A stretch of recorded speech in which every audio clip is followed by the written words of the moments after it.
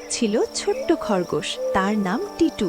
সে থাকতো সবুজ ঘাসে ভরা এক সুন্দর বনে। টিটু খুবই ভালো আর দয়ালু ছিল, কিন্তু তার একটা সমস্যা ছিল, সে খুবই ক্ষুধার্ত থাকত, কারণ বনে সবসময় গাজর পাওয়া যেত না। একদিন সকালে টিটু বনের ভেতর খাবার খুঁজতে খুঁজতে হঠাৎ একটা ঝকঝকে সোনালী গাজর দেখতে পেল।